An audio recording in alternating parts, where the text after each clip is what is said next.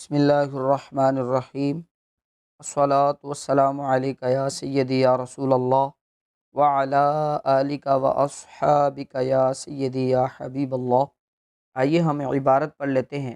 مثل ان زیدن قائم وبلغنی ان زیدن منطلق۔ ترجمہ: مثل جیسے، بے شک زید کھڑا ہے، وبلغنی اور مجھے خبر پہنچی ہے، ان زیدن منطلق کہ زید چلنے والا ہے۔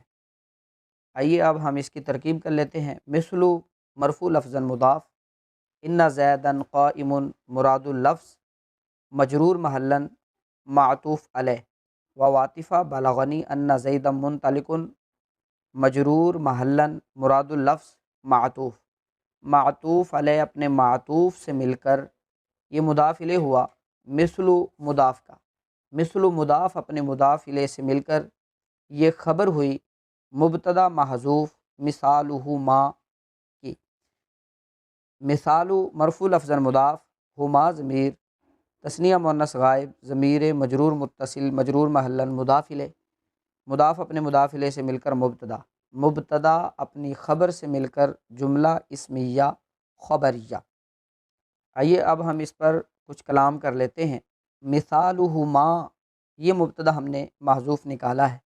کیسے پتہ چلا اس کا مبتدا مثالہ ما نکالنا تھا اور مثلو اپنے ما بعد مضاف الیہ سے مل کر اس نے خبر بننا ہے؟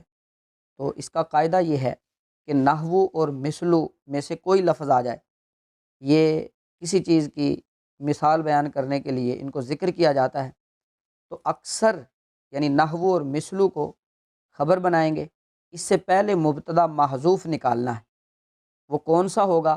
مثالہا، یہ مبتدا بھی نکال سکتے ہیں، مثالہ بھی نکال سکتے ہیں، ہیا ضمیر بھی نکال سکتے ہیں، یا ہوا ضمیر مبتدا محذوف بھی نکال سکتے ہیں۔ اس کی اور بھی تراکیب ہیں، وہ انشاءاللہ آگے جہاں پر بھی نحو مثلو آئے گا وہ وہاں پر بیان کر دی جائیں گی۔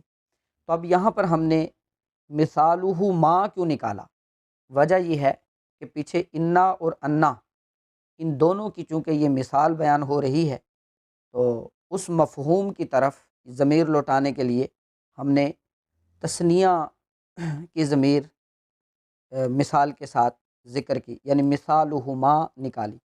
اب مثال اس میں معرب کی اقسام میں سے مفرد منصرف صحیح ہے، اور مفرد منصرف صحیح اس کی حالت رفعی ضمہ سے بات آتی ہے۔ تو دیکھیں، مثالو مرفوع لفظاً ہم کہہ رہے ہیں، تو حالت رفعی میں آیا مرفوع لفظاً مضاف، کیسے پتہ چلا یہ مضاف مضاف الیہ ہے؟ غیر الف لام کے کوئی اسم آ جائے اس کے بعد ضمیر ہو تو اس اسم کو مضاف بنائیں گے اور ضمیر کو مضاف الیہ بنائیں گے۔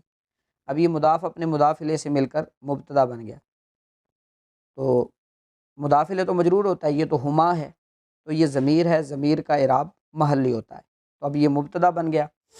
اب مثلو کو ہم نے مضاف بنایا اور اس کے ما بعد جو عبارت ہے مراد اللفظ، تو یہ بھی ذہن میں ہونا چاہیے کہ مثلو کے بعد جو عبارت ہوگی وہ مراد اللفظ ہوگی اور اس کا اعراب محلی ہوگا، اور وہ بھی مثلو کا مضاف الیہ بنے گا۔ جہاں بھی مثلو کے بعد جو بھی عبارت آئے گی، وہ بھلے جملہ اسمیہ ہو، فعلیہ ہو، کوئی بھی، وہ بریکٹ میں ہو یا بریکٹ میں نہ بھی ہو، وہ عبارت مراد اللفظ عبارت ہوتی ہے، اور مراد اللفظ جو عبارت ہے اس کا اعراب بھی محلی ہوتا ہے۔